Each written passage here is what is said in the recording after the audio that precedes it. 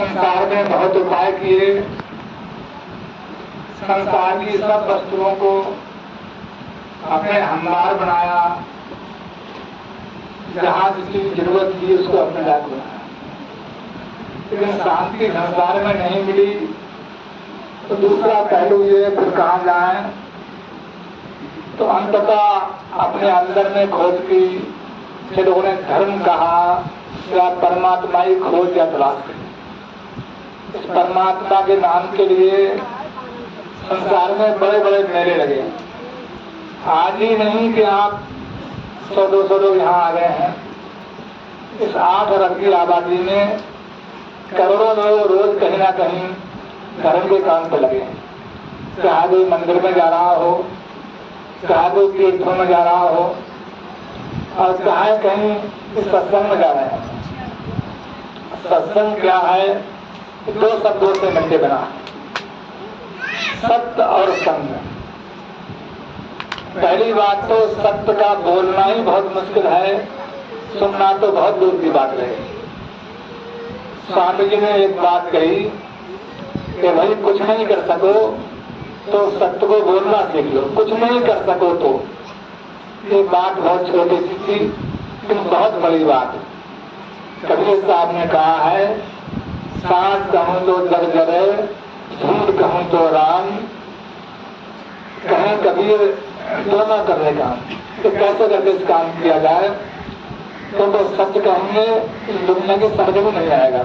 अभी हमारे बीच में भाई चोखेलाल जी हैं, तो अम्बरपुर से आए हैं। छोटा सा गांव है अम्बरपुर। यहाँ जब यहाँ आ रहे थे 2 लोग उनसे मिलने आए, तो तुम देर पर मत जाओ, क्यों मत जाओ? तो कहाँ क्या रखा है, कहाँ जा रहे हो?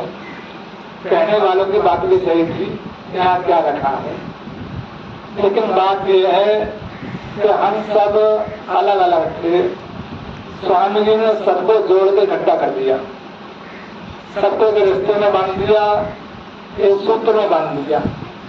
दुनिया के रिश्तों से बड़ा ये रिश्ता होता है सत्संगी का, सबको स्वामी जी ने एक बना दिया। अब हम क्या कर रहे हैं?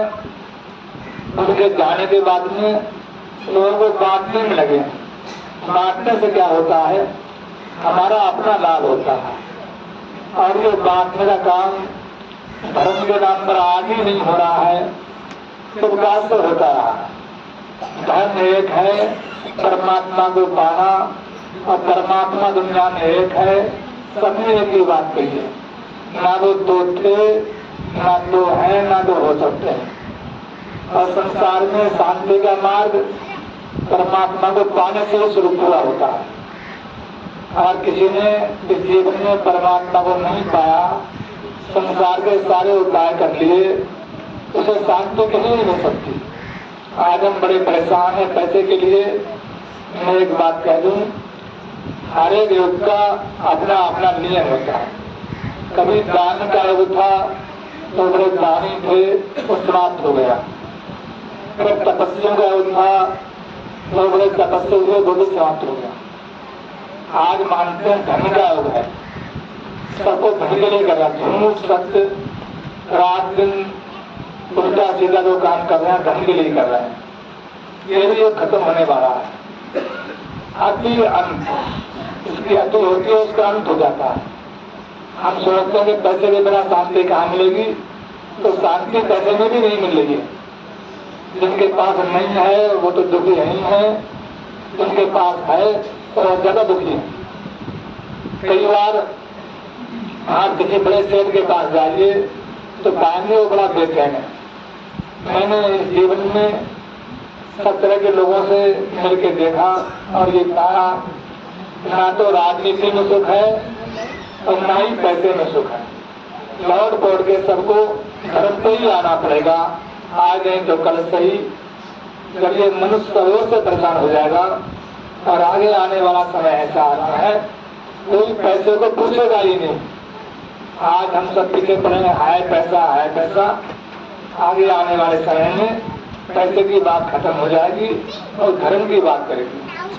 तब समझ आएगी धर्म क्या है, उसकी खोज होगी, जानेंगे लोग धर्म क्या है और कैसे चला जाए।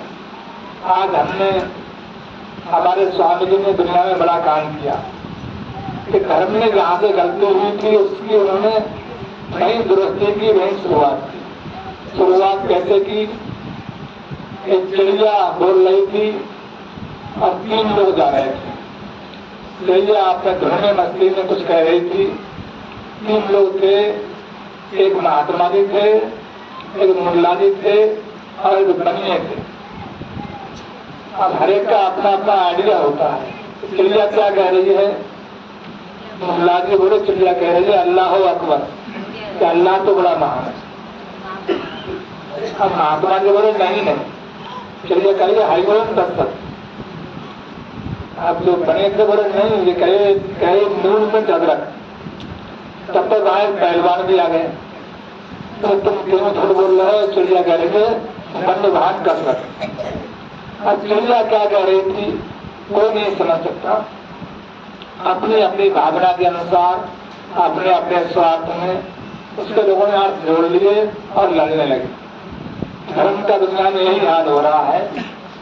परमात्मा की कोई बाणी या बात जब कोई संत कहने को आता है तो उसके जाने के बाद लोग उनकी कई हुई बातों के अनेक अर्थ लगा लेते हैं। तो हर धर्म में ऐसा ही होता है। तो चाहे इस्लाम का हाल हो, चाहे ईसाइयों का हाल हो, चाहे हम हिंदुओं का ऐसा हाल हो। पहली बात तो हमारे यहाँ तो कोई रोड मैप ही नहीं है, किसने क्या कहा है, किसने क्या नहीं कहा है, कोई पढ़ी जान नहीं रहा है। आज मैंने एक छोटी सी बात आपके सामने रखने के लिए, इसी बात को समझाने के लिए, एक ये ऋग्वेद है आपके सामने, ये हरिद्वार से अभी मंगाया है हमने। तो 3 महात्माओं ने एक मंत्र के बारे में क्या कहा है, कोशिश कर रहे हैं हम कि अनेक महात्माओं की बाणी इकट्ठी की जाए। एक ही मंत्र है जो ऋषियों ने बोला है, उसको लोगों ने अपने अपने शब्दों में क्या कहा है। जैसे उस क्रिया की बात को लोगों ने अलग अलग जोड़ लिए, वैसे ही हमारे यहाँ ऋषियों की कही हुई बात को लोगों ने अपने अपने मन से अर्थ कर लिया। स्वामी जी ने क्या किया, कहा ये बड़ उच्चा हो गए जो कि सत्य को जाने सो। किसी ऋषि की बात है जो उसने कही है, तो पहले खोज करके कही है, और खोज करके कहने के बाद में दूसरा व्यक्ति जब खोज करके कहेगा तभी बात समझ में आएगी। तो स्वामी जी ने 2 शब्दों में कहा कि किसी वेद की वाणी में जो परमात्मा की बात है, उसको पाने की विद्या है, उसे तभी कोई समझ सकता है तो साधना करेगा। साधना का मतलब है मन को रोक के उस प्रभु की याद करना। याद तो सभी कर रहे हैं, रात दिन लोग याद कर रहे हैं, बड़े भीड़ लगाए पड़े हैं, लेकिन क्या है जो विद्या मन को रोकती है उसका नाम साधना कहा जाता है। साधना, मन को साधने का नाम या अभ्यास करने का नाम साधना है। आज काल में ऋषियों ने उस मन को रोक करके, मन के पीछे जा करके उस परमात्मा के रूप को देखा और देख के उसका बयान किया। उनके जाने के बाद में लोग भूल गए, अब तमाम बातें जोड़ ली, अब जोड़ी नहीं ली। और एक बार गलती किसी ने कर दी, 2 और 2 का जोड़ 4 होता है, और कोई बच्चा और 5 कर दे तो लाख कोशिश कर लो तो हल होगा ही नहीं। ऐसे ही परमात्मा के बारे में जो बातें कही गई हैं वो लोग भूल गए हैं। जब तक उन्हें दुरुस्त नहीं किया जाएगा तो लोग परमात्मा की भक्ति से दूर हो जाएंगे, चाहे कोई भी काम करते हैं। तो आज आपके सामने ऋग्वेद के 90 मंडल के पहले सूक्त का 9वां मंत्र है।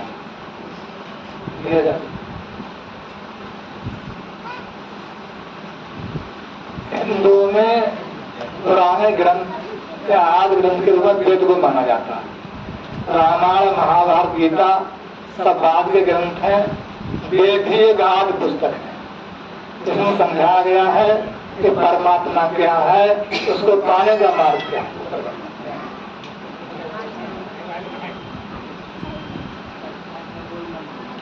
अब वेद 4, कोई कहेगा एक वेद के 4 क्यों बना दिए, बोले क्या है। और कई बार मैंने खोज किया कि लौट लौट के कोई मंत्र चारों वेदों में आए, कोई नया मंत्र नहीं है, वही मंत्र लौट के चारों वेदों में आए हैं। तो ये समझने की बात है, एक ही बात चार वेदों में क्यों कही गई है? वेद चार है, ऋग्वेद है, यजुर्वेद है, अथर्ववेद और सामवेद। इन चार हिस्सों में क्यों बांटा गया? जैसे ऋग्वेद है वो थ्योरी है, ज्ञान है, उसमें सूत्र है, 2 और 2 4 होते हैं, ये खाली ऋग्वेद में लिखा हुआ है। जैसे हम पहले पढ़ते थे कक्षा 1-2 में कि जेम्स लॉर्ड नाम का आदमी था, बहुत पहले कहानी आती थी कि वो कुछ करता नहीं था, वो रसोई में बैठा रहता। एक दिन पानी खोल रहा था और उसमें पतीली में से भाप निकल के बार बार ढक्कन को उठा रही थी। उसने एक कोयला रखा, 2 कोयले रखे, 4 कोयले रखे, तो बार बार उठाती रही। तो उसने जब भाप में शक्ति है, आगे कुछ नहीं कहा उसने, एक बात की भाप में शक्ति है। इससे क्या मतलब होता है? बाद में जाल एंटी फैंक्शन हुए, उन्हें लगा शक्ति है तो कैसा प्रयोग किया जाए, उन्होंने उसका प्रयोग किया, एक इंजन बनाया, तो भाप का इंजन बोलते थे। थोड़े बहुत दिन पहले तो ट्रेन चलती थी, वो भाप में नहीं चलती थी, तो कहा है वो किस काम में आई? सवाई ढोने, बोझा ढोने की। ऐसे ही अगर ऋग्वेद में एक मंत्र आया है कि परमात्मा प्रकाश रूप है, तो ऋषि ने केवल इतनी खोज की है, सूत्र लिख दिया अग्निमीले, तो परमात्मा प्रकाश रूप है, आगे कुछ भी नहीं कहा। दूसरे ऋषि ने दूसरे वेद में उसकी खोज की कि प्रकाश रूप में कैसे प्राप्ति होती है और वो क्या करता है, उसका क्या कारण है। तो कहा कि मन के पीछे जो परमात्मा के रूप है वो 12 तरह के प्रकाश के रूप में, और जब वो हमारे अंदर आते हैं तो मन की मैल मिट जाती है। इसके प्रकाश का काम है हाथ को जला देना। वैसे ही हमारे अंदर मन के जो प्रकाश की धारा आती है तो आत्मा के चल में मन में काट देती है। तीसरे ऋषि ने कहा इससे क्या फायदा होता है, इससे क्या लाभ होता है? तो उसने कहा आत्मा निर्मल हो जाती है और परमात्मा जुड़ जाती है। तो फिर ऋषि ने कहा इससे क्या होता है? इससे आत्मा आवागमन से छूट जाती है। एक ही बात को 4 बार दोहराया कि इसका सूत्र क्या है, इस काम को कैसे करें, इससे क्या लाभ होता है। इसलिए चारों वेदों में ऋषियों की वाणी है। एक ऋषि ने सिद्ध किया, दूसरे ने उसकी थ्योरी बताई, सही क्या बताया, और तीसरे ने उसको सिद्ध किया। तो उसने कहा इससे क्या लाभ होता है। इस तरह 4 वेद, जो ऋग्वेद केवल ज्ञान कांड है। ज्ञान का मतलब है थ्योरी का सूत्र, इसलिए सूत्र होता है किसी विषय को हल करने के लिए खोज के लिखा जाता है। बहुत सारी बातों को लोग कम से कम शब्दों में लिखकर उसको सूत्र कहा जाता है। ऋग्वेद के मंत्र में सूत्र और कम भाषा में लिखे गए हैं और बहुत सारी उसकी थ्योरी आगे बढ़ाई गई है। तो आपके सामने छोटा सा मंत्र है, और मंत्र है ऋग्वेद के 9वें मंडल के पहले सूत्र का 9वां मंत्र। इसका ऋषि है मधुचंदा और देवता है पद्मानाथ। ऋषि क्या होता है? इसने उसको खोज किया है, वेद के हर मंत्र के ऊपर एक ऋषि का नाम लिखा है। किसकी कही हुई बात है, किसके बारे में कही है, किसके बारे में कही है, इसने कही है उसका नाम ऋषि है, जिसके बारे में कही उसका नाम देवता है। तो इसका देवता है पद्मानाथ और इसलिए मधुचंदा। अब मधुचंदा कोई नाम नहीं है, ऋषि के जितने भी नाम वेद में आए हैं गुणवाचक नाम है, तो व्यक्तिवाचक नाम नहीं है। मधु माने मीठी, छंद माने आवाज, आवाज को सुनता है, उसका नाम मधुचंदा ऋषि है। ऐसे ही अंगरस है, तो परमात्मा के अंग संग है, उसको अंगरस कहा गया है। तो इसका देवता है पद्मानाथ। तो धारा है परमात्मा की, जो जिसे सुन के पी के नशा हो जाता है। लोग भूलने लगे, सुन के लिए नशा मान लिया, और एक शब्द को उल्टा करने से सब लोग नशेड़ी होने लगे। तो वेद में आर्य है वो सोम पीते थे। सोम वो परमात्मा की धारा है, इसलिए नशा है, उसको पी के लोग भूल जाते हैं। ऐसे वो स्वयं की धारा है, तो जब अंदर आती है तो हमारी आत्मा दुनिया से ऊपर उठ जाती है। दुनिया में क्या हो रहा है, सुख और दुख है, इससे हम ऊपर उठ जाते हैं। स्वयं धारा कहा है, स्वयं को आनंद धारा है। दुनिया में कोई वस्तु ऐसी नहीं है जो हर समय आपको आनंद दे सके। कितना ही अच्छा आप खाना खाएं, एक दिन 2 दिन 4 दिन 6 दिन में उससे आपका मन भर जाएगा। कितनी अच्छी चीज देखें सुने, उससे आपका मन भर जाएगा। संसार में कोई वस्तु ऐसी नहीं है जो हमेशा आपको आनंद दे सके। क्या परमात्मा का आनंद ही ऐसा है तो कभी उतरता नहीं है। तो नानक साहब ने कहा, रंग रंगूटी मधुरा उतर जाए प्रभात, नाम कुमारी नान का चली रहे गंगा। तो स्वयं को नाम कहा है, नाम को नशा है परमात्मा का, जो चल जाता है द्वार, कभी उतरता ही नहीं है। जीवन है तो काफी है। तो ऋषि की बाणी है, 3 महात्मा की बाणी आपके सामने है। संत रामपाल जी महाराज क्या कह रहे हैं, स्वामी दयानंद जी ने क्या कहा है इसमें, और हमारे स्वामी जी ने क्या कहा है, श्री राम शर्मा जी ने क्या कहा। तो वेद के लोगों ने बहुत से बात किए हैं जो हमें उपलब्ध हो सके हैं, उन्हें हम इकट्ठा कर रहे हैं, ताकि प्रयास कर रहे हैं।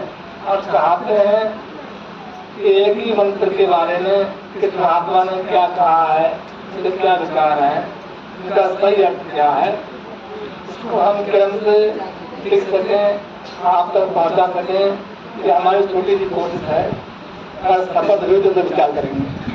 तो वेद का मंत्र है, अद्वैत भाई हैं, ये गोकुल में रहते हरियाणा से आए, आपके सामने वेद का मंत्र सुनाएंगे।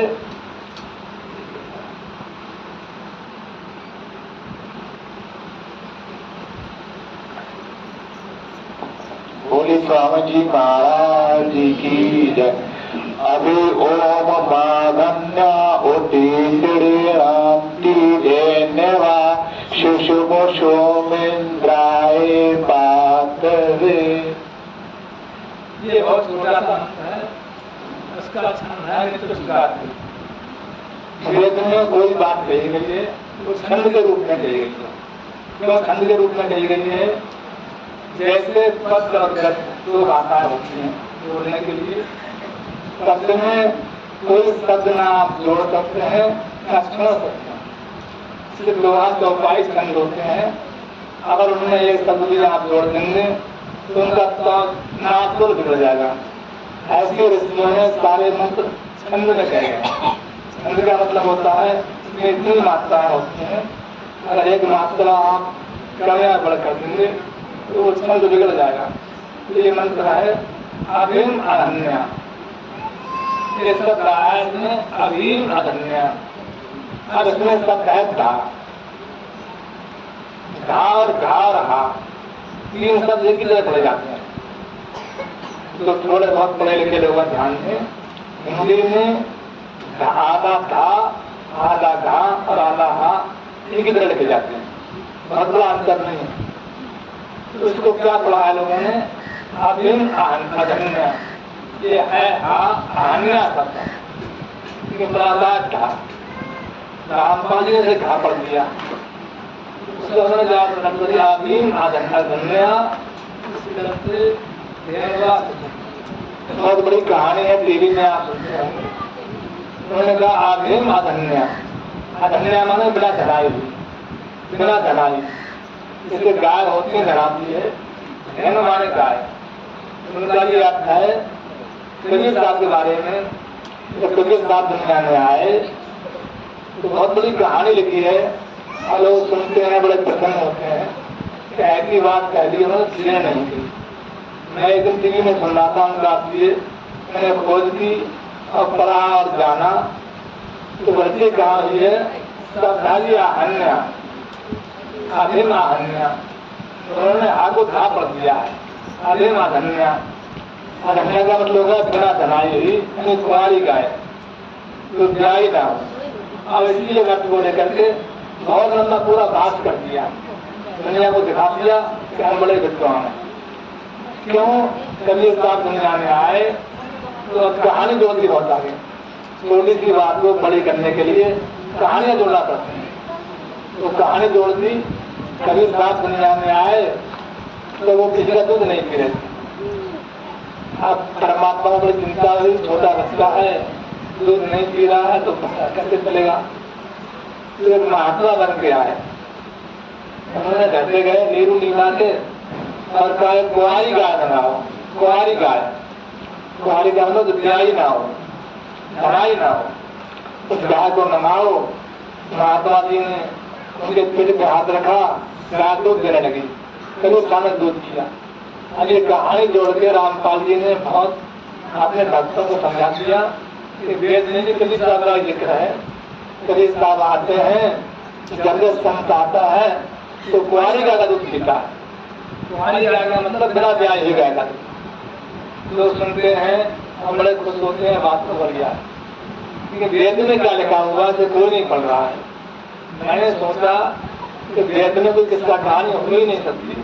वेद तो धर्म का ज्ञान है, उसमें कहानियां कहाँ से आए, पढ़ा और खोजी। तो ये सब अधन्या नहीं अन्या सब है।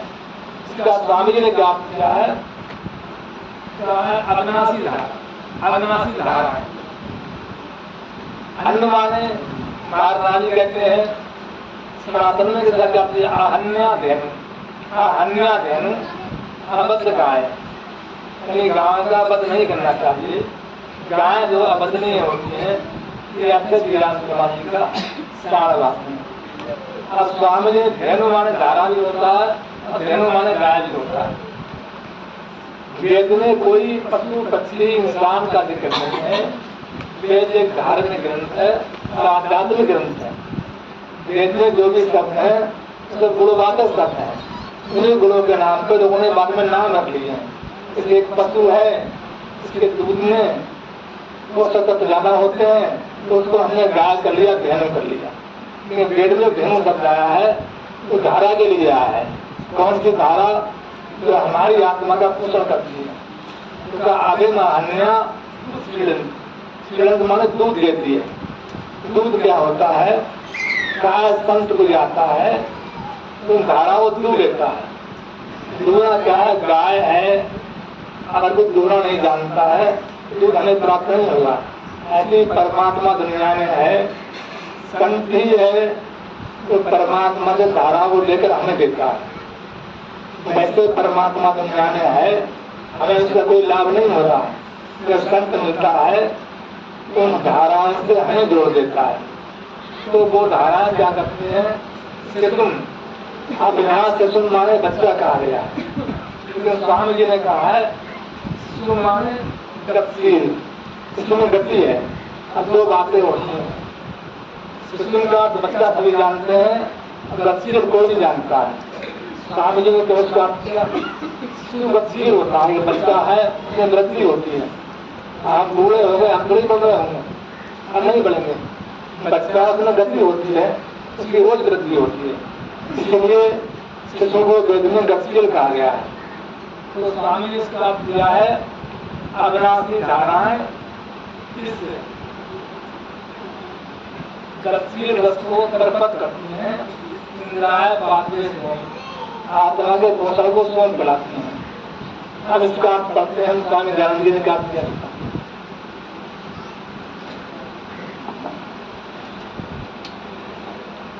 एवं इसका किया इसमें इस पुत्र सोम के साथ आध्यात्म भौतिक पीने के लिए इस कॉकरोच के साथ अभी अपने दूध को पिलाती है। इसमें दिया अब क्या है दोनों बातों में।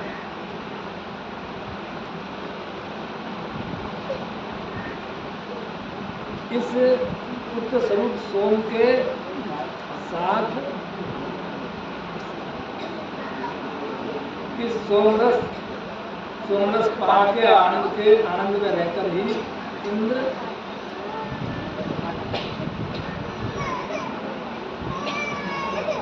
इस पुत्र स्वरूप सोम के साथ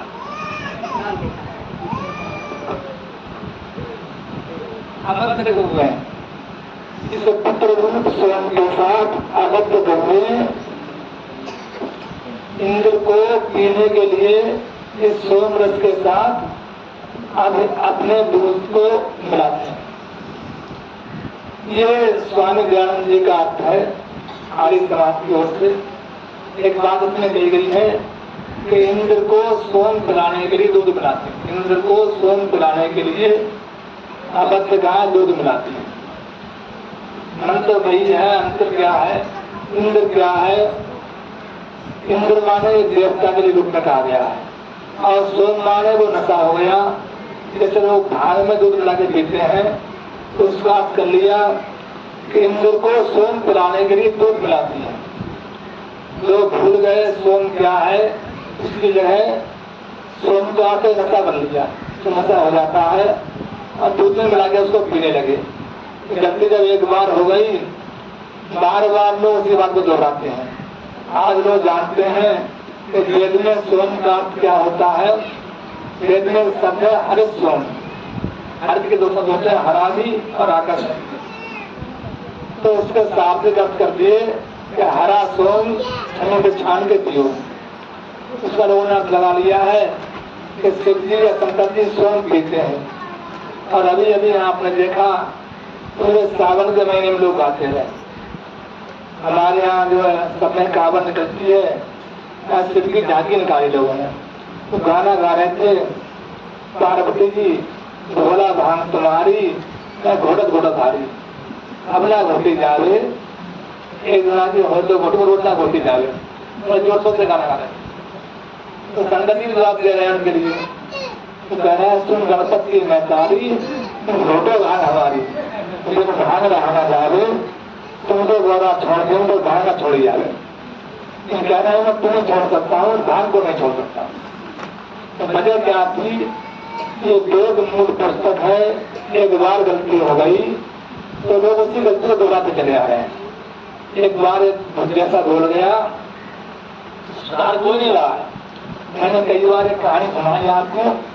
मंदिर बनाया,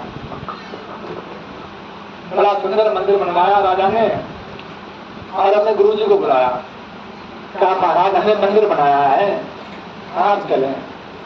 तो गुरु जी बोले चलो अच्छी बात है, मंदिर बनाया है, लेकिन उसमें पहले पाठ करवा दो, अखंड पाठ शुरू करवा दो तो हम मंदिर देखने जाएंगे।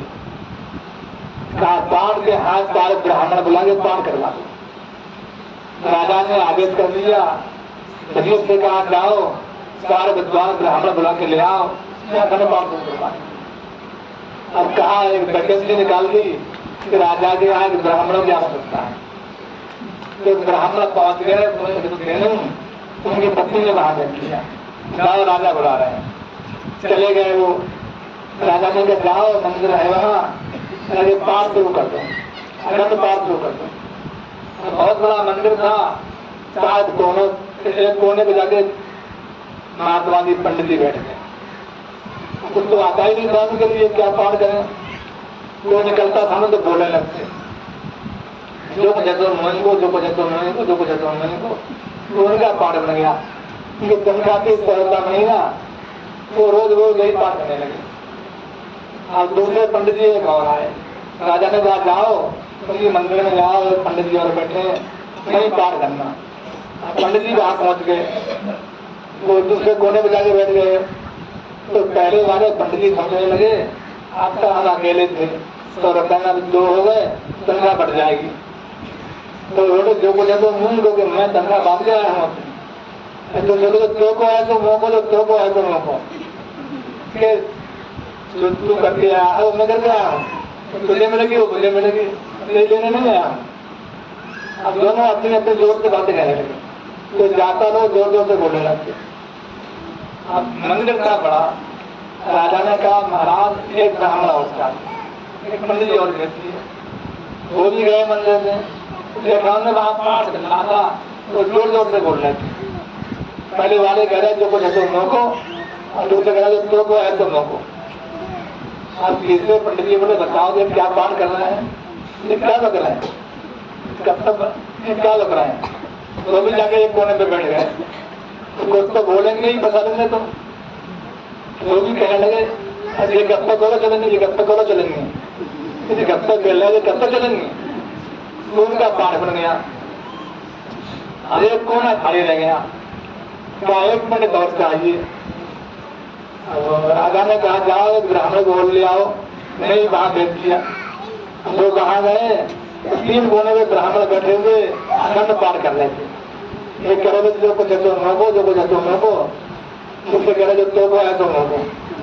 किसी औरत के बात से कलो चलेंगे। अब उन्होंने कहा हम क्या करें, कुछ तो बोलना ही पड़ेगा। मुझे कोने पर जाके आंख बंद करके बैठ गए। बोले चलो चला चलो चलाओ, चलो चला चलो चलाओ, चलो चला चलो चलाओ, चलो चला चलो चलाओ। अब अखंड पाठ शुरू हो गया। बहुत दिन होता रहा पाठ। लोग बड़े खुश कि हाँ पंडित जी पाठ कर रहे हैं। अब राजा को बहुत दिन हो गए, गुरु जी बुला के महाराज 1 महीना होने जा रहा है और चले आप मंदिर को देखने। अब राजा गए, गुरु जी गए, तो पूरी प्रजा की साथ में गई, बड़ी भीड़ भाड़ गई। अखबार लगे उनको आज राजा भी आ रहे हैं। तो चारों ने और जोर जोर से बोला शुरू कर दिया। भीड़ भाड़ जाएगी तो चारों जोर जोर से बोलने लगे। अब राजा गए तो राजा ने कहा महाराज जी ये पंडित जी क्या पाठ कर रहे हैं, क्या पाठ कर रहे हैं? आज चारों ब्राह्मण समझ गए आज गुरु जी आ रहे हैं, ये पोल खोल देंगे। आज सभी पोल पट्टी खुल जाएगी। अगर मिला हाथ वो भी चला जाएगा। तो सलाह दलित चारों ने उन्होंने एक ही बात करना शुरू कर दी। जो ब्रादरी की बदनामी करे पक्का बेटी चोर, जो ब्रादरी की बदनामी करे पक्का बेटी चोर। अब गुरु जी गए जब उन्होंने सुना तो बोले आप तो बहुत बुरे रहे, अगर इनकी बदनामी कर रहे हैं तो बेटी चोर कराने खाली बोली। तो राजा से बोले महाराज ये ब्राह्मण चारों बड़े होशियार हैं, ये अंतर्ज्ञानी है, ब्राह्मण अंतर्ज्ञानी है। बोले महाराज अंतर्ज्ञानी क्या होता है? बोले गुप्त रामायण पढ़ रहे हैं। रामायण तो बहुत बार सुनी है आपने, ये गुप्त रामायण है। बोले महाराज जी गुप्त रामायण कैसी होती है? बोले देखो रावण सीता को ले आया है। जब रावण सीता को ले आया सबको समझा रहे हैं तूने जो बहुत बुरा किया, बहुत बुरा किया। तो ये पहले पंडित रावण का रोल अदा कर रहा है। जो कुछ है तो मैं को मैंने किया मैं भर लूंगा, जो कुछ है तो मुझको, जो कुछ है तुम को, तुमको प्रदान हो रहे हो। मैंने किया है मैं जानू, जो कुछ है तुम को। राजा बड़े बदलू, पंडित जी बड़े विद्वान। तुम्हारे दूसरे क्या कह रहे हैं? बोले महाराज ये है कुंभकर्ण। चलो वहां कुंभकर्ण भी आ गए। अरे बोले लड़की बात का जब नहीं, मैं भी तेरा भाई हूँ। तो क्या है तुम को है, तो क्या है तुम को है, तो क्या है तुम को है। पहले परेशानी अभी भी परेशानी होगी। पता तीसरे क्या कह रहे हैं? तीसरे विभीषण आ गए। तब तक विभीषण तक को समझा रहे हैं राम आ गए हैं समुद्र से, अब पुल बना रहे हैं। ये कब तक बोलो चलेंगे, ये कब तक बोलो चलेंगे, ये कब तक बोलो चलेंगे। तीसरे ब्राह्मण जो है उनका आटोड़ा कर रहा है। चौथे क्या कर रहे हैं? विभीषण समझा रहे करो मेघनाथ आ गया। अरे बोलो चलो चलो तो चलाओ, चलो चलो तो चलाओ, जो है वो तो करो। तो महाराज के चारों ब्राह्मण जो अंतर्ज्ञानी है बड़े विद्वान। राजा ने चारों का वितरण बढ़ा दिया। ये महज कहानी ही नहीं है, बात धर्म में ऐसी है। कोई जो कहने नहीं आया ये गलत बोल रहे हैं।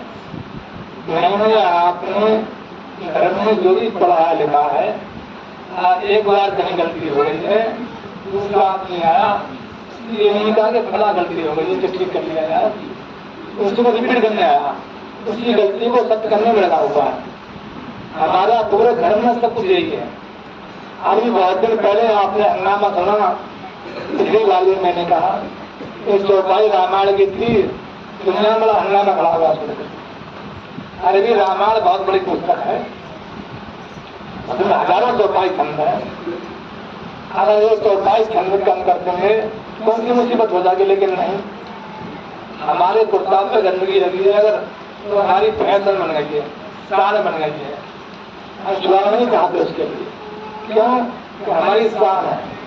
इन ग्रंथों में कोई बात किसी कारण से गलत लिख गई है, समझने में भूल हो गई है, तो फिर आज हमारे हाथ हटाने में धर्म की हानि हो जाएगी, अनरण हो जाएगा, दुनिया में बड़ा पाप हो जाएगा। जब दुनिया में संत आते हैं तो वो सत्य बात कहते हैं। सत्य संग का मतलब है सत्य बात कहना। कहना बड़ा मुश्किल है और सुनना भी बड़ा मुश्किल है। आज भी हम जहाँ बैठे हैं सत्य कहना ही बड़ा मुश्किल है। और मैं तो आपसे आज दो ही बातें कहने बैठा हूँ। दुनिया में कुछ भी मत करो, आप कुछ भी मत करो, हिम्मत करो सत्य सुनने और सत्य को बोलने की। लोग भागते आपको पार कर देंगे, ये बड़ा मुश्किल कार्य है। इन्होंने सत्य बोला है, उन्हें कष्ट ही मिले हैं और सत्य बोलने का एक कारण है कि मैं यहाँ बैठा हूँ और आप यहाँ बैठे हैं। सत्य क्या बोला, मैं भोजपुरा में रहा, सबको मालूम है। स्वामी जी ने बड़े प्यार से बुला के बहुत सारी बातें कह के जीवन रखा निचोड़ ये है। एक बार हम सब लोग बरेली बैठे थे, ये सबको मालूम है कि बोल नहीं रहेगा, तो इस बात कहेगा नहीं। मैं नवाबगंज से आया बरेली, मैंने कहा स्वामी जी अब मैं अपने घर जाना चाहता हूँ, मैं किसी आश्रम में नहीं जाऊंगा। स्वामी जी बोले नहीं नहीं नेमचंद, तुम्हें तो हम आश्रम में रखेंगे, कहाँ जा रखे, मैं सीतापुर रखेंगे। मैंने कहा स्वामी जी मैं सीतापुर नहीं जाऊंगा, मेरी पत्नी अकेली है, बीमार है घर पे, और लड़की शादी करने का, मेरे वो भी हो जाएगी, तुम्हें आश्रम नहीं कहेंगे, आश्रम नहीं रखेंगे। इस सबके सामने की बातें नहीं भी अकेले मेरे सामने की बात, बहुत लोग बैठे। स्वामी ने बहुत सारी बातें की। पहले तो कहा अपने यहाँ ही आश्रम बना लो जहाँ मैंने सत्संग किया। आज जहाँ हम बैठे हैं इसके बराबर में स्वामी जी आए थे आज से करीब 20 साल 22 साल पहले, और बहुत बड़ा सत्संग किया था। तो बोले कहीं एक आश्रम बना लो और नहीं तो हम तुम्हें कहीं और भेज देंगे। बाद में स्वामी जी ने भोजीपुरा में जगह ली, मुझे बुलाया और सारी बातें की, वहाँ रहने को कह दिया। बहुत सारी बातें हुई, मुझे सिखाते लोगों ने की। क्यों सिखाते कि मैंने झूठ बोलना स्वीकार नहीं किया। एक बारी घटना है, जमीन का मामला चल रहा था, बाहर जमीन में झगड़ा चल रहा था। झगड़ा क्या था, जो लालची लोग थे वो सोच रहे कौन से गुरु जी यहाँ बतला रहे हैं, उनके हाथ पैर थोड़े चल रहे हैं। स्वामी जी बूढ़े हो चुके थे, अचल कर नहीं पाते थे। हमें लेने वाले, हमें बेचने वाले, हमें घर देने वाले, कहाँ कितने में लेकर देते हैं गुरु जी को थोड़ी मालूम है। बहुत लंबा फरार था उसमें और वो आज खुल भी रहा है। आज सब मान रहे हैं मेरी बात को, इसका नतीजा नहीं माना। जमीन जिन्होंने लिवाई और पढ़ को उन्होंने अपने नाम ही करवा ली, अपने नाम ही करवा ली। आज ये बातें खुल रही हैं, सरिया बूझने आ रहे हैं। उस समय मैंने कहा इसलिए नहीं माना, सब मुझसे नाराज हो गए, नाराज यहाँ तक हो गए। एक बार जमीन की पैमाश की विरासती बात कहने के लिए मुझसे 5 लाख रुपया दिए। मेरे पास लगे 5 लाख रुपया दिए, 5 लाख रुपया तुम ले लो और ये कहते हुए पैमाश ठीक है, जमीन की जो पैमाश कराएगी वो ठीक है। अब मैंने कहा कि संसार में पैसा क्या होता है, गुरु मिलना मुश्किल है, गुरु से भी झूठ बोला जाएगा। मैं स्वामी के पास गया, मैंने कहा स्वामी ये पैमाश उनकी ठीक नहीं है, मैंने भी पैमाश की। उन्होंने बड़ी आपत्तियां लगाई, तुम क्या पढ़े लिखे हो, तुमका लेखपाल हो, तुमने पैमाश कैसे कर ली। अब मैं बताऊं मैं लेखपाल हूँ, मैं पढ़ा लिखा हूँ, मैंने वो पढ़ा है दुनिया में साहिब किसी ने पढ़ा, साहिब किसी ने पढ़ा। क्यों, मैंने सिर्फ गुरु को पढ़ा है और गुरु को पढ़ने के बाद दुनिया में कुछ पढ़ना सिर्फ नहीं रहता, कोई विद्या रहती है नहीं दुनिया में, गुरु से ऊपर हूँ। जैसे कोई मैं बहुत पढ़ा लिखा नहीं था, जब 5 जमीन में झगड़ा चला तो मुझे याद है उन लोगों ने जमीन की पैमाश कराई। जमीन में बहुत टेढ़ी मेढ़ी है, नदी है और कई टेढ़ी मेढ़ी जमीन है, और पैमाश करा के ये दिखाना चाह रहे थे जो जमीन स्वामी जी ने आपने ली है वो ज्यादा है, जितनी है उतनी ले लो और बाकी छोड़ दो। मैं बाहर रहना था, स्वामी जी विदेश में।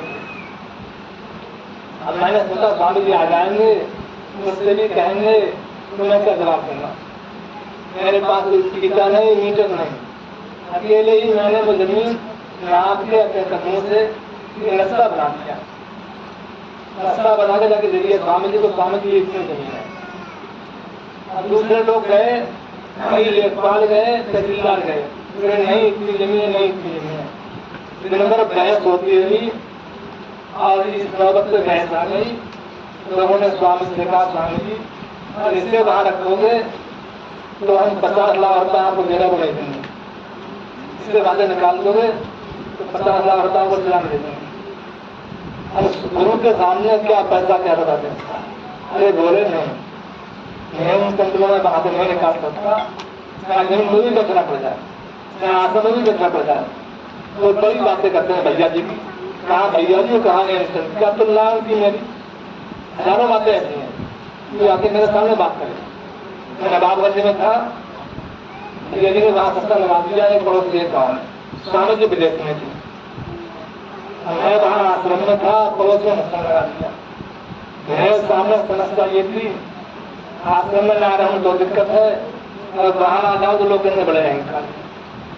मैंने स्वामी जी को फोन कर दिया, मैंने कहा स्वामी जी ऐसी समस्या, स्वामी जी विदेश में थे। अरे बोले वहां सत्संग नहीं होगा, वहां सत्संग नहीं होगा। मेरे पास बहुत से लोग आए, अरे बोले बंगाली उनके उत्तर लगा रही है, उनकी बात टाल दूंगे स्वामी जी, और अंतता भरी हुई मेरी ही बात मानी गई।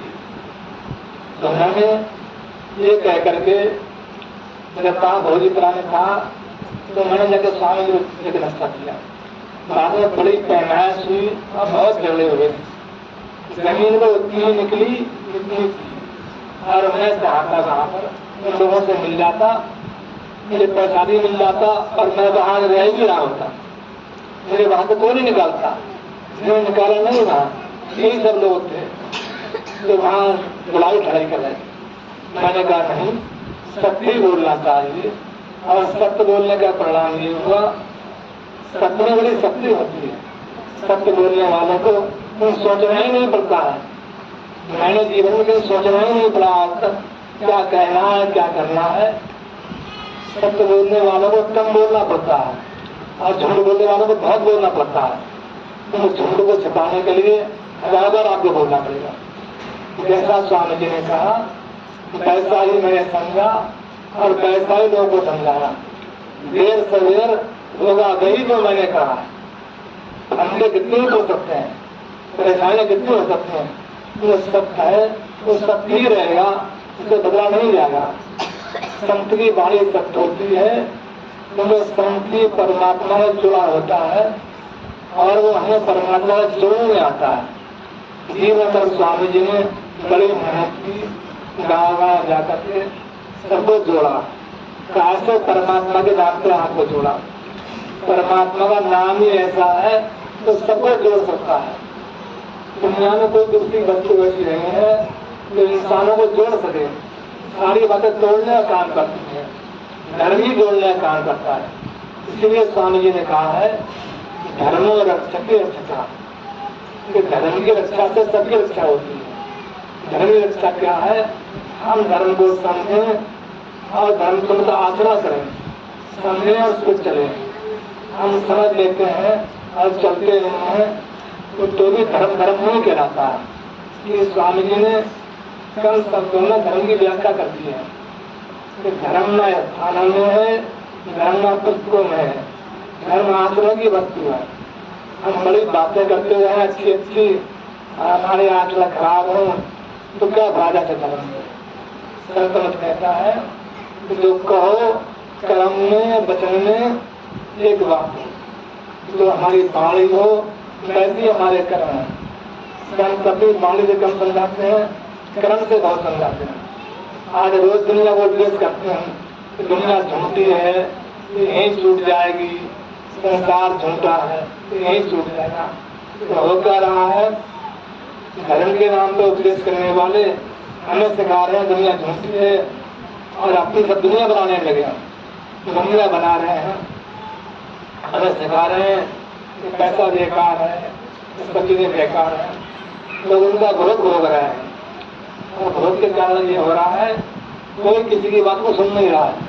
आज का युवा जो है धर्म से क्यों हट रहा है? क्योंकि वो जानता है जो लोगों ने कहा है वो किया नहीं। बड़े बड़े महात्मा दुनिया में आए, धर्म की बड़ी बड़ी बातें कहते हैं, मेरे इतिहास सबके सामने है, तो उनकी स्टोरी भी जाना। 3-4 महात्मा है तो बहुत चर्चित है, ये भी जाना तो आदमी महात्मा बना कैसे? स्वामी जी ने कहा है दुनिया में जिसने परमात्मा को पाया है वही संज्ञा महात्मा कहने का था। कि संत की परिभाषा दी है कि संत वो है जो परमात्मा से जुड़ा है। और हमारे यहाँ सभी संत हैं, कोई कैसा भी आ जाए संत है वो संत है। वेद में जहाँ संत शब्द आया है वो परमात्मा के पर्यायवाची के लिए आया है। पर्यायवाची का मतलब होता है फोटो कॉपी, उसके समान होता है, कॉपी होता है। तो संत शब्द वेद में परमात्मा के पर्यायवाची के लिए आया है। उसका पर्याय है जो वो परमात्मा में होते हैं वो सब संत में होते हैं। त्याग है, तपस्या है, संत के गुण है। त्याग क्या है? बहुत दिन पहले की कहानी आती है। हमारे यहाँ एक नेताजी है बरेली में, संतोष कुमार, मेरे बहुत बड़े मित्र थे और बड़ी इच्छा थी उनकी कि मैंने स्वामी जी के पास ले जाऊं। एक बार जब वो पहली बार एमपी बने तो मैं उन्हें स्वामी जी के पास ले गया। 91 की बात है, 91 बार बड़ी रात को स्वामी जी बैठे हुए थे, थोड़ी संगबंध में बात वो वहां गए, उनसे मिले ही नहीं स्वामी जी। चले आया लौट के, मैंने क्या हुआ? अरे बोले उनसे क्या मिलना है, ऐसे महात्मा तो बहुत पढ़ते हैं, आपसे मिलने आए। मैंने कहा नहीं नहीं, हमसे क्या मिलना, उनसे मिलो। बड़े मुश्किल से बात कर गए।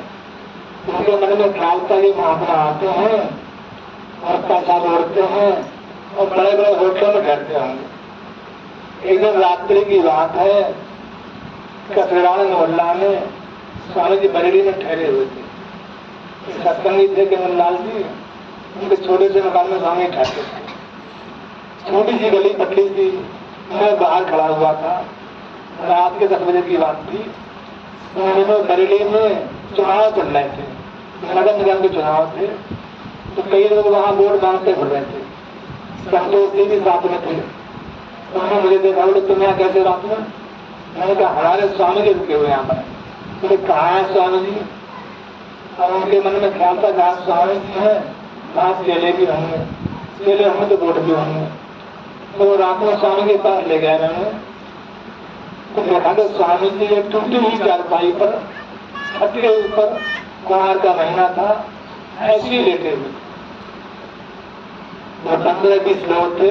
जब वहां गए देखा तो बड़े प्रभावित हुए। पहले उन्होंने नहीं माना स्वामी जी को, बाद में मुझे बुलाया और बड़ी माफी मांगी।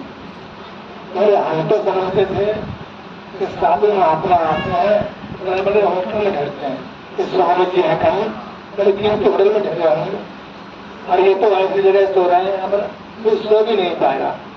तो वजह क्या थी? बाणी से या बातों से समझाना बड़ा मुश्किल है। उन्होंने कर्म से समझा दिया। दुनिया में रात दिन हम त्याग की बात करते हैं, करता कोई नहीं। जितना हम त्याग करेंगे तो लोग कहना नहीं पड़ेगा, तो अपने आप समझ जाएंगे कौन क्या है।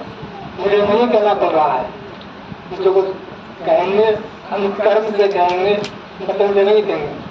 हम नहीं कह रहे हैं कि सब कुछ स्वामी जी का है।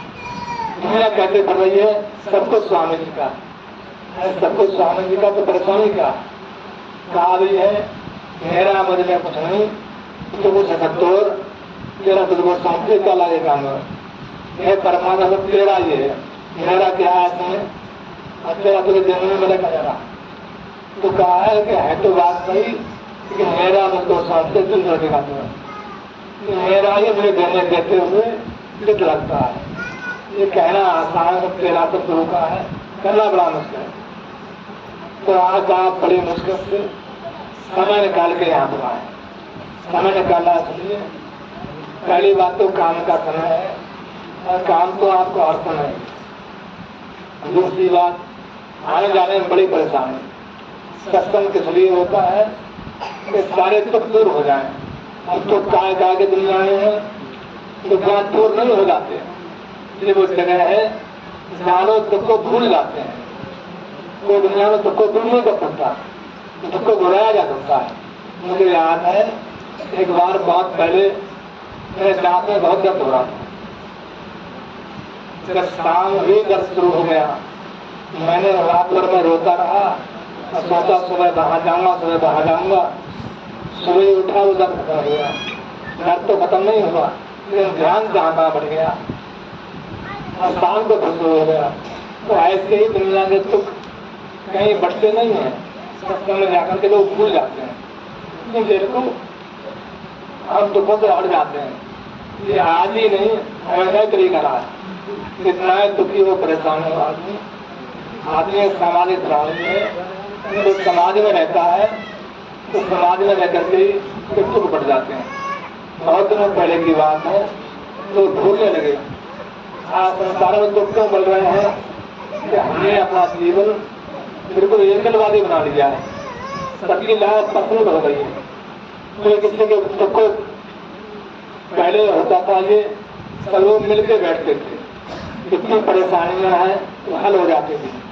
तो सत्संग दो बातों में माने रखता है। पहली बात तो संसार के दुख भी यहाँ के दूर हो जाते हैं, इतनी देर तो नहीं आएगा आप यहाँ रहेंगे। दूसरी बात यह है, सत्य वो परमात्मा है, संग से जुड़ना है। परमात्मा का संग केवल सत्संग में ही मिल सकता है। दुनिया में संत को ही परमात्मा की समझ होती है, उसने देखा होता है, भाई देखा सुना समझा सकता है। बातें दुनिया में कोई कर सकता है, बातें बहुत किया सकती हैं। जैसे मैंने छोटी सी बात सुनाई कि वेद के मंत्र की एक बात को उन्होंने भिन्न रूप से कहा है। ऐसे ही चिड़िया की बात को लोगों ने अपने अपने रूप में जोड़ लिया। तो परमात्मा की भाषा नहीं है, उसकी वाणी नहीं है। परमात्मा ने अपना संदेश आज काल में धन के द्वारा, धन क्या है, वो धारा है परमात्मा की, तो संसार से हटा के हमारे मन को अपनी ओर जोड़ दी। मुझे याद है, बहुत दिनों पहले की बात है, 95 में हम लोग सुरीला गए। माता जी का स्वर्गवास हो गया था। सुशीला माता जी का स्वामी जी की पत्नी थी। हम वहां गए तो स्वामी जी बोले नहीं, अब 3 दिन बाद शुद्धि हवन है, कहाँ लौट के जाओगे? एक काम। हमने सोचा कि इतने आश्रम में कैसे कटेंगे, गंद का माहौल है, 3 दिन कैसे रहेंगे? 4-5 लोग थे, तो लखनऊ चले गए। एक क्या ठहरे, घूमने लखनऊ में गए, दुबाई रोड पे बोर्ड आता कृपाल मार्ग। उस मार्ग पे जैसे जैसे आगे बढ़े एक आश्रम बना हुआ। शाम का समय था, उस आश्रम में हम पहुंचे। सत्संग हो रहा था। सत्संग हुआ तो आश्रम ऐसे नहीं हमारी तरह आप बैठे करती थे। वहाँ बढ़िया हॉल बना हुआ था, बढ़िया गद्दे थे सबको बैठने के लिए, बहुत बढ़िया इंसान था। वहाँ हम लोग भी बैठे, थोड़ी बहुत देर बैठे, हम बाहर उठ आए। बाद में लोग आए, बोले तुम्हारे गुरु जी कौन है? तो हमने कहा हमारे गुरु जी स्वामी दीपानंद। अब क्योंकि सलीला लखनऊ में बहुत दूरी नहीं है। बोले कौन स्वामी दीपानंद? हमने कहा तुम्हें क्या समझाने जानते हैं? बोले हमें नहीं मालूम। बहुत लंबी बात उनसे हुई, घंटे भर की बहस के बाद में वही समझते थे हम तो सारे यूपी के सेक्रेटरी हैं, ये पदों का बड़ा भाई वो अहंकार हो जाता है। ये पद जो दुनिया में अहंकार पैदा कर देते हैं। ये है हमको है सत्तू तो पद सेवा के लिए होते हैं, लेकिन लोग पद के अहंकार ही हो जाते हैं। तो अहंकार का सारे यूपी के इंसान बड़ी बात हुई। बाद में मेरी बात में मानना ही पड़ी, क्योंकि मुझे मालूम है कि सत्य को स्वीकार करना ही पड़ेगा, चाहे देर कितनी लग जाए। मैं जानता हूँ, आपको पक्का विश्वास है ये बात सही है, तो दुनिया में कोई भी आदमी ऐसा पैदा ही नहीं हुआ है तो सत्य को माने नहीं। देर हो सवेर हो उसे मानना ही पड़ेगा, तो सत्य सब में है और सबको उसकी जरूरत है। दुनिया में कोई ऐसा व्यक्ति नहीं है तो सत्य की आवश्यकता है। सत्य वो परमात्मा है और परमात्मा की सबको आवश्यकता है। तो हमारी आत्मा की भूख है, ये नहीं कि हम सत्संगी बनने हैं तो हमें भी जरूरत है। तो सबका है और सबके लिए और सबको समान रूप से है, सर्व व्याप्त है। वेद में यही बात कही गई है, इंद्र सोम पात्र तो संत सोम के करके सबकी रक्षा करता है। बात करते रक्षा के लिए इंद्र सोम पात्र इंद्र माने संत के होते हैं, इंद्र माने देवता के भी कहे गए हैं। देवता को है हमें देता है, तो संत हमें देने को आता है, इसलिए संत को भी वेतन इंद्र कहा गया है। संत सबकी रक्षा करता है।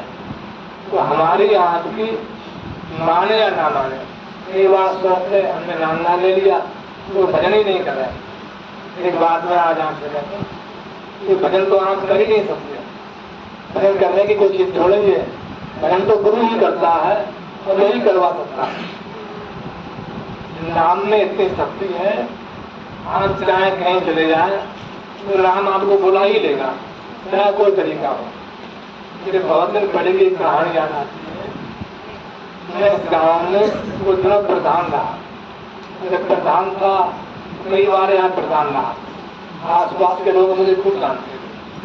सारे ब्लॉक में सारे प्रधान मेरे मित्र थे और सब जानते थे कोई काम ना हो तो हेमचंद के पास चलेगा। बहुत दिनों पहले यहाँ एक हमारे पास में गाँव है गैरंगा। इस गाँव में कई सिगरेट लिए, पूरे राम थे, राम व्यास थे, गौरा प्रसाद थे। एक सिगरेटी बहुत शराबी थे, बहुत शराब पीते थे। बिगड़ गए, शराब पीने लगे, मुर्गा मांस खाने लगे। पैसा होता है, आमदनी होती है, वो बिगड़ जाते। और झगड़ालू भी थे, वो जहाँ जाए प्रधान से ही मारपीट कर लेते। अब उनको बड़ी परेशानी, कोई प्रधान को रखे ही नहीं। जहाँ वो जाए हाथ जोड़ खड़े हो जाए, फिर हमारे पास।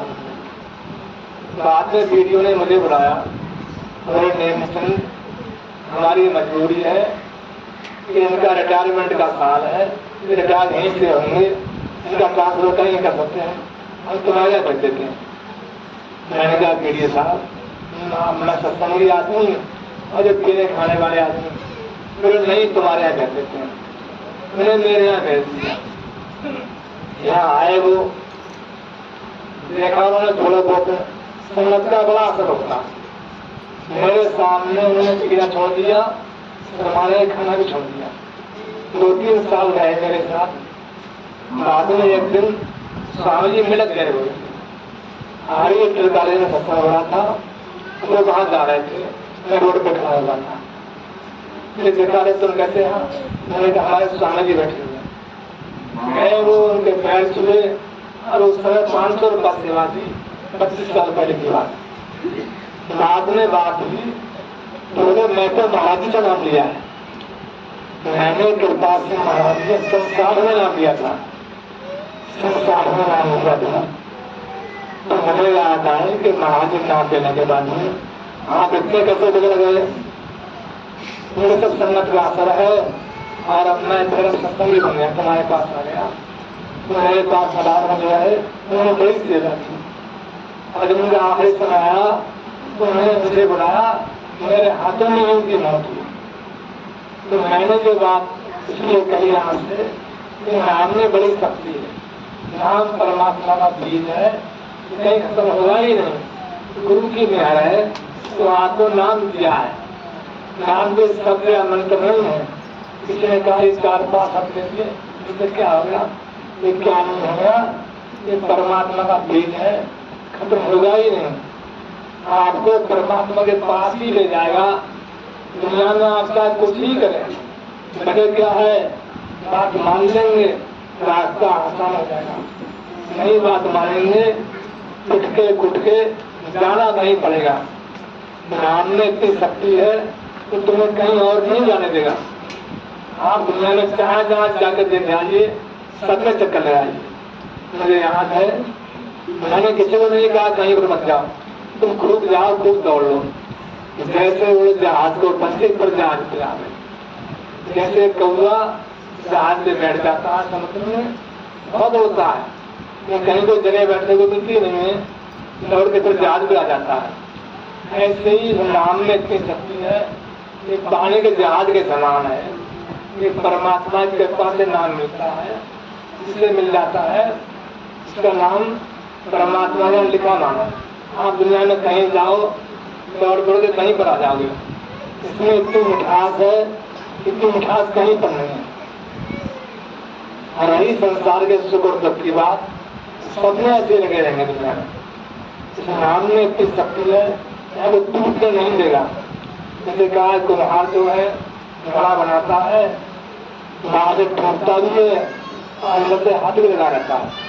ऐसे गुरु हमारे कर्म काटने के लिए बाहर से हमें दुख भी देता है तो अंदर से सहारा भी रहता है, हम टूटे नहीं, पूरी तरह से बर्तन बन जाए।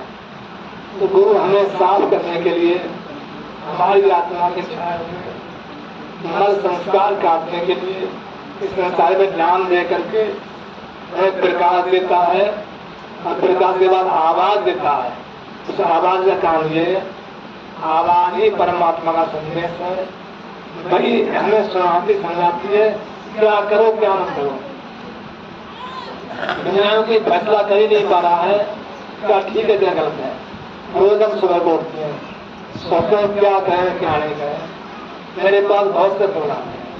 मेरे एक भाई का फोन आया, बहुत दोस्त बताए वो लड़की का जन्म हुआ है और पंडित लोग कह रहे हैं मूल है। हाँ बताओ क्या है। मैंने कहा मैं कोई जोशी नहीं, पंडित नहीं, ये बच्चा मुझे नहीं आती। अभी मैंने कहा मैंने नाम रख दिया, यही नाम मान लेना, तुम मान गए। अब वजह क्या होती है, शादी वाले कल आए तो आज भी आए हुए, आज भी ना आए हैं। तो शादी कब करेंगे तुम कहोगे, अब बताओ लड़की ठीक है, लड़की ठीक है या नहीं है। अब अपनी ही खबर नहीं है, किसी को कल क्या खबर होगी। आज मैं समझे लड़की ठीक है, कल कुछ हो जाए तो क्या होगा। फिर मैंने कहा शादी कर लो ठीक हो जाएगा। क्यों कह दिया कि भरोसा है स्वामी जी पर, जो कहा है वैसा ही हो जाएगा, नहीं देर से हो जाए तो कष्ट है।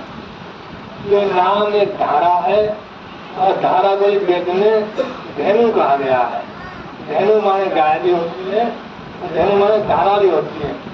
दुर्भाग्य से लोगों ने वेद में आए शब्द को गाय शब्द कर दिया, इससे बड़ी भारी विडंबना हो गई। वेद में गाय घोड़ा नहीं है, हम धारा के लिए आया है। और गाय करने से क्या हो गया, कभी गाय की रक्षा धर्म है, गाय की रक्षा धर्म है, दुनिया में सूत्र बन गया। आज आप देख रहे हैं उस वेद के शब्द को भूलने के कारण तो गाय की रक्षा करना है। ये कितना कठिन काम है ये हम जानते हैं, जो कर रहे हैं वो जानते हैं। तो वेद सिखाता है तो धारा परमात्मा की आपका पोषण करती है, आपका पालन करती है और सबों से रक्षा करती है। तो धारा ऐसी नहीं दिखाई पड़े आपको, वो आपके अंदर है और हर समय है। जैसे बिजली कहीं दिखाई नहीं पड़ती है, सोलोगा तो खट पकड़ लेगी आपको, ऐसी धारा जो है ये रोक लेती है आपको। हम सबको गुरु साथ में है तो खराब काम तो क्या होने देना है। कई बार ऐसे स्वामी के सामने मंजर आए तो स्वामी के पास में गए। ये लड़का बोला स्वामी मैं मरूंगा, तो तू मरेगा ही नहीं। बोला स्वामी जी मैं तो मरूंगा, मैं मरने ही नहीं दूंगा। अब बात आई गई हो गई, लड़का आया फिर दवाई खा ली, सलवास खा लिया मरने के लिए, लेकिन वो जिया तो बड़ी मुश्किल में जिया। कई साल यहाँ भी रहा, ये बहुत लंबा किस्सा है। और मरा वो तब उसने मुझे मारने को कह दिया। तो स्वामी जी के पास पहुंचा, बोला स्वामी जी मैं तुमको मार डालूंगा। अरे मुझे तो मार डालेगा भाई, तो मैं तो अभी जिंदा हूँ और वो कभी का मर गया। तो दो बातें समझने के लिए काफी है कि नाम आपका कवच है। आप चिंता मत करो, जब कवच लगा होता है तो कोई जो तीर घायल नहीं करता। नाम कवच के रूप में है।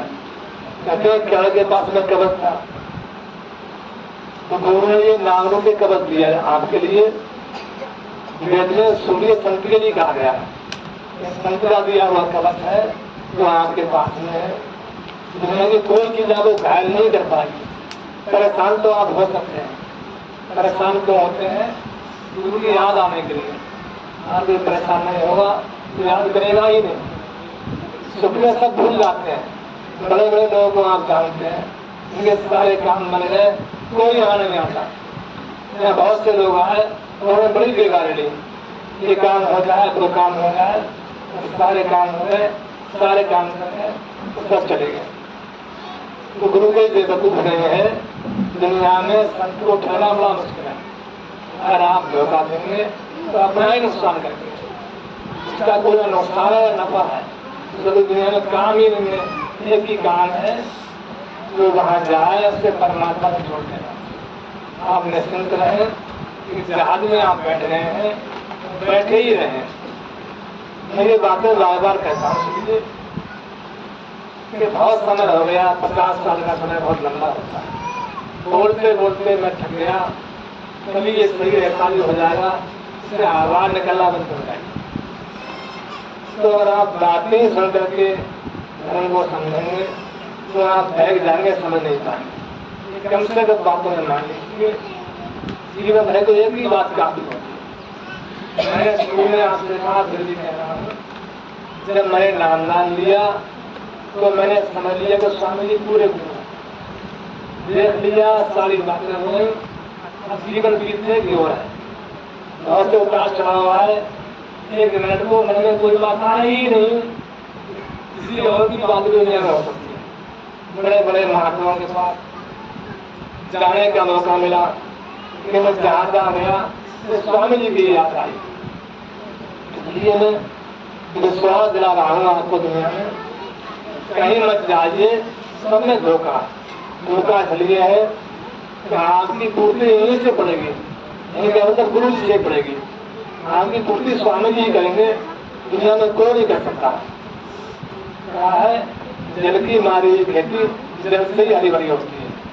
तो गुरु की दी हुई बात गुरु के द्वारा ही दे सकती है, दुनिया में दूसरा कोई दे नहीं सकता। कई बार स्वामी जी ने एक बात नहीं की, जितना माँ बच्चे को प्यार करती है क्या कोई नहीं कर सकता। कोई कर रहा है वो माँ नहीं है, वो डायन है। डायन ये है कि बच्चे को ढूंढकर प्यार कर सकती है। अच्छा प्यार दुनिया में गुरु का होता है, इसलिए होता है कि आप परमात्मा के जीव हैं, उसकी अंश है, उससे बिछड़ के दुनिया में दुखी हो रहे हैं। उससे मिल जाए, हमेशा वो सुखी हो जाए। हमेशा उसको एक ही बात में है कि आपके अंदर में परमात्मा प्रकट हो। परमात्मा क्या है, प्रकाश का रूप, आवाज का रूप, सुन का रूप और संत का रूप। ये परमात्मा के रूप है। संत का मिलना परमात्मा का ही मिलना होता है। वो संत शरीर नहीं होता है, बैठा हुआ आदमी शरीर नहीं है। बहुत सारी बातें हैं स्वामी जी की, आपने भी देखी हैं, मैं तो सैकड़ों बार देखी हैं। कहीं स्वामी जी हैं और कहीं काम कर रहे हैं। बहुत छोटी सी बात है, मैं धोजीपुरा में था और वहाँ स्वामी जी ने व्यवस्था कर रखी थी कि कौन कौन इंचार्ज है और वहाँ 15 दिन रहेंगे, सेवा करेंगे।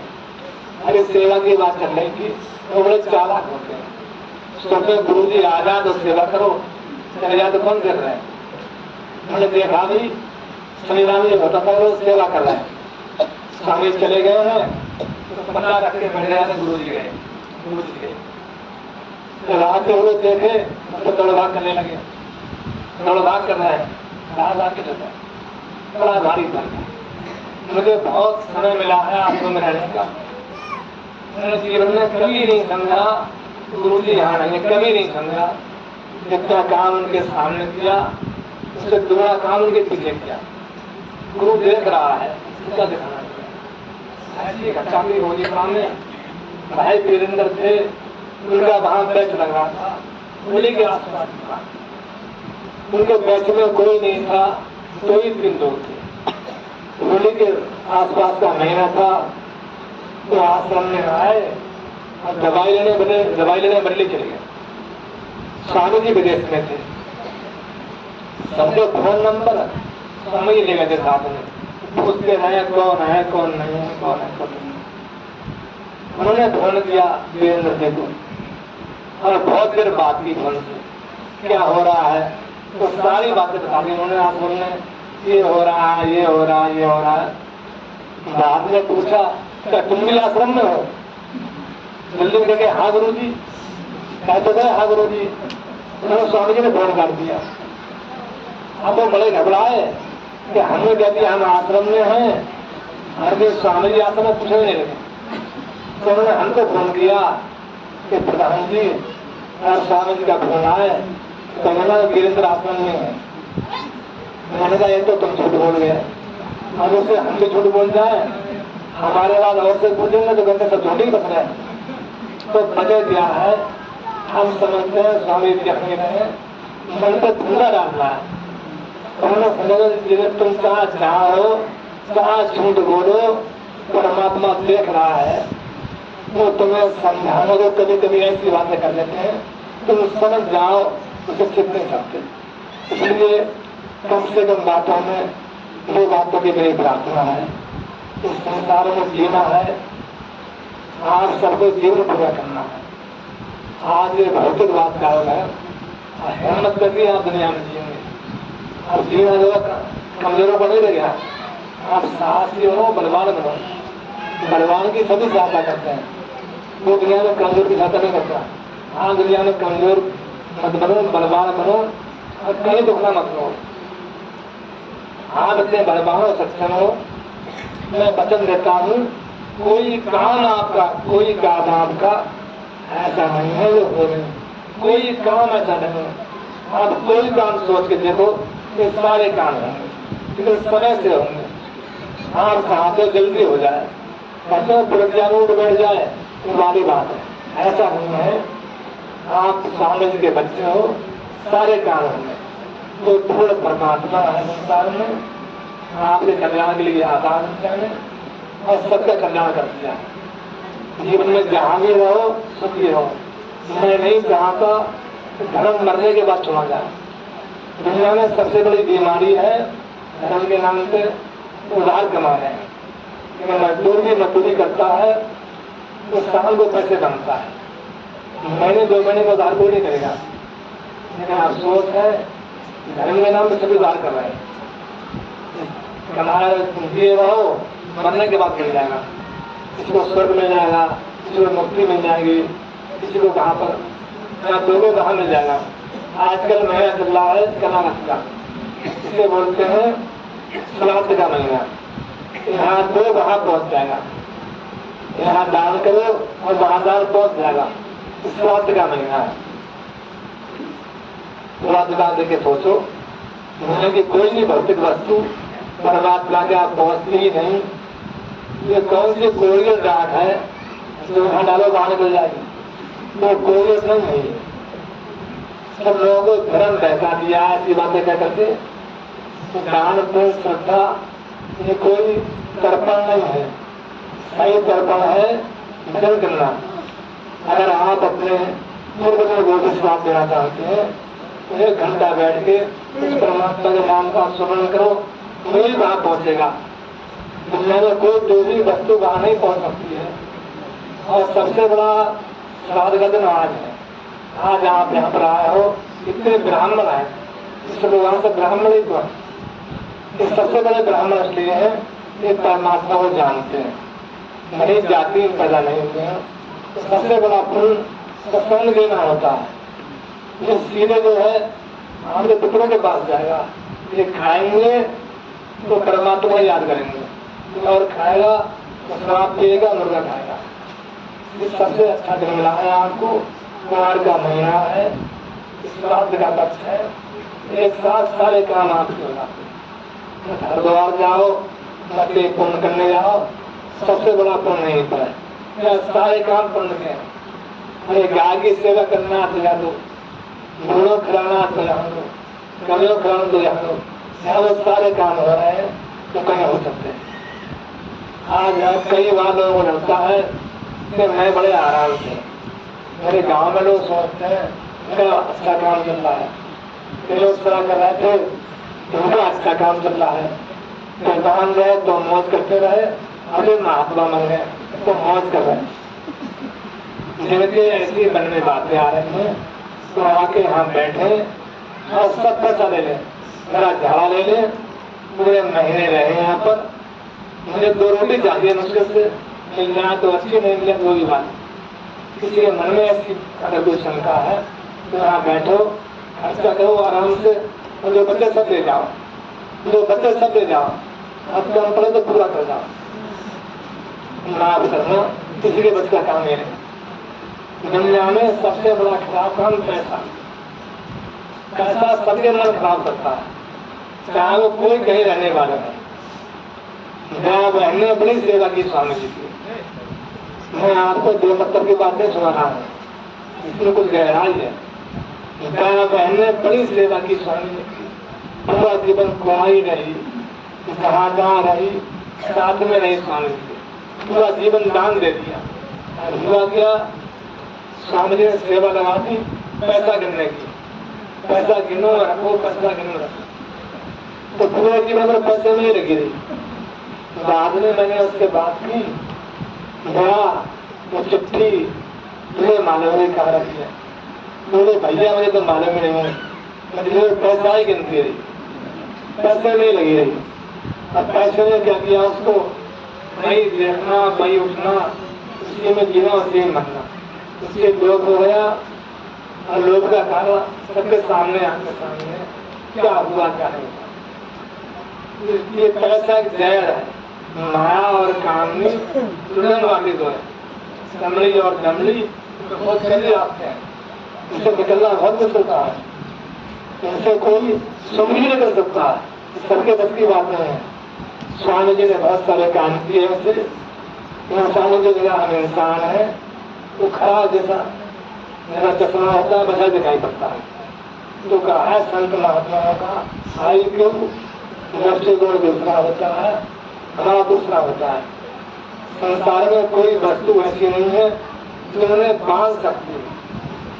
मैंने आखिरी बात आपसे कही कि परमात्मा को पाने के बाद दुनिया में कुछ पाना शेष नहीं रह जाता है।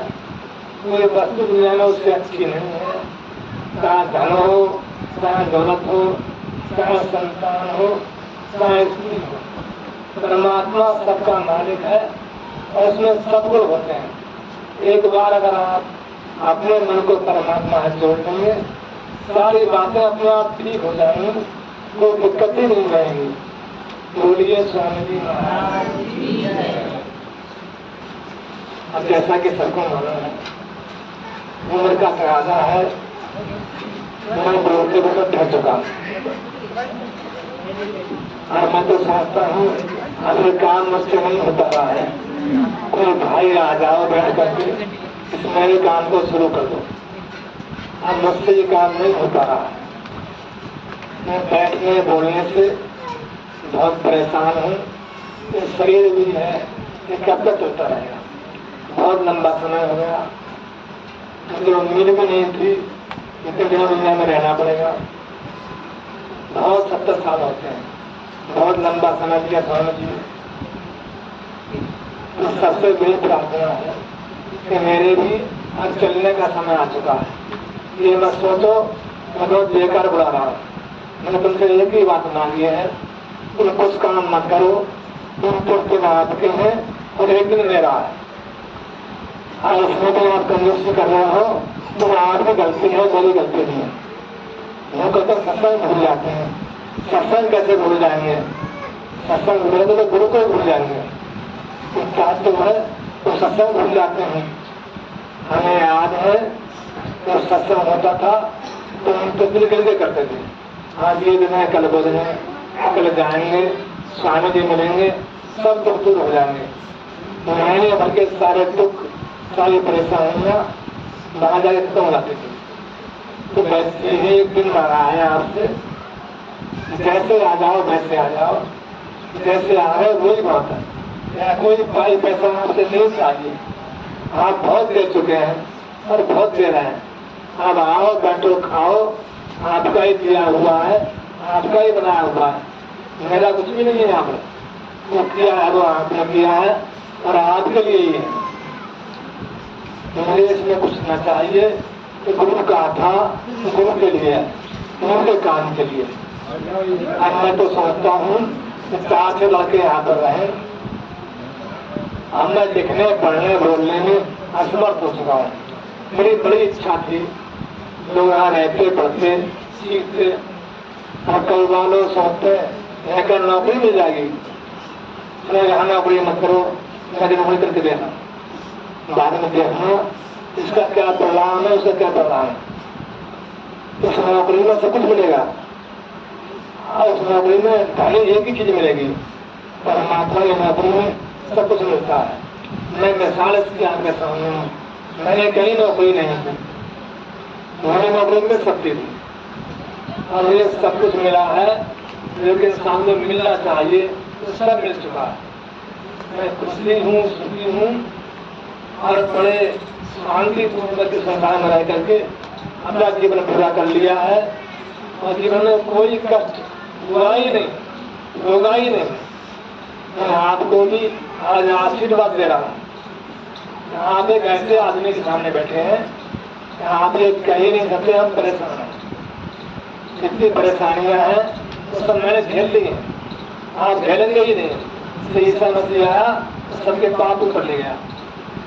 ऐसी दुनिया में नेम चंद्र ने इतनी परेशानी उठा ली है, कोई परेशानी आपको बाकी छोड़ी ही नहीं है। आप खुश रहो, चैन से रहो, सारी बातें मुझ पर छोड़ जाओ, स्वामी जी पर छोड़ जाओ, सारे काम पूरे होंगे। आप नाव में बैठ जाओ, आप जहाज में बैठ जाओ, उछल कूद मत करो। मैं बहुत कह चुका हूँ, बहुत बहुत धन्यवाद। उसके बाद एक प्रार्थना होगी और उसके बाद भाई बहन को मिलना होगा, मिलके लंगर लेके आराम से जाएंगे। और अगले 1 महीने में तो 3 सत्संग हो गया, बड़ी अच्छी बात रही, बार बार मिलना हो गया। मिलने से क्या होता है, हम चाहते हैं रोज आप आओ, रोज सत्संग, हम तो रोज सत्संग ही है, कुछ और नहीं है। आप रहेंगे तो सुबह शाम रोज सत्संग होगा यहाँ पर, यहीं आओ, यहीं रहो, सब लोग रह के देखो यहाँ पर, यहाँ कोई परेशानी नहीं है। खाने पीने रहने का सारा इंतजाम है, ये आपका घर है। अपने घर में आप नहीं रह रहे तो मेरी गलती नहीं है। जब मुझसे हो सका मैं कर रहा हूँ, कर दिया है। आगे आप जाने, आपका काम जाने, आए तो आपका काम, न आए तो आपका काम। बोलिए शांति महाराज। सत्संग अगले महीने का 5 नवंबर पड़ेगा। 5 नवंबर है, महीने का पहला इतवार है। लोग भूल जाते हैं कई बार, इतने सीधे हैं उन्हें याद ही नहीं रहता। तो महीने का पहला इतवार है, 5 नवंबर है। सब लोग ध्यान रखेंगे और सत्संग में जरूर आएंगे। 1 दिन पहले आओ, 2 दिन बाद जाओ, दिक्कत क्या है।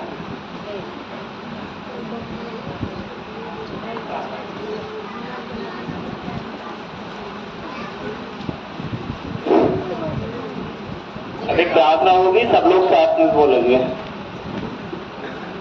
तेरे चरणों में मेरे है पिता, मुझे ऐसा दृढ़ विश्वास हो कि मन में मेरे सदा आसरा तेरी है।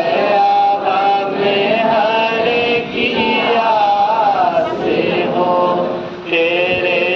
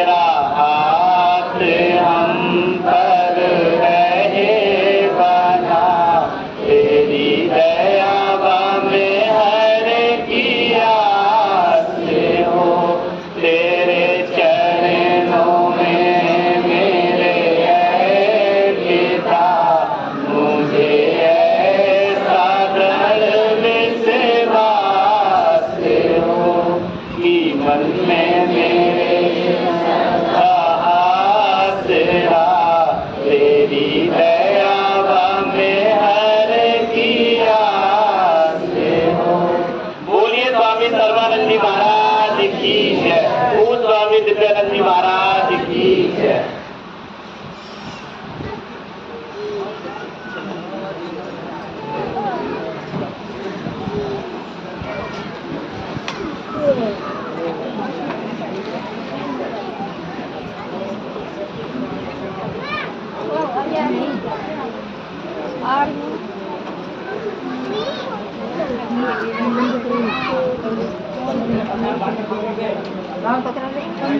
फोन चल रहा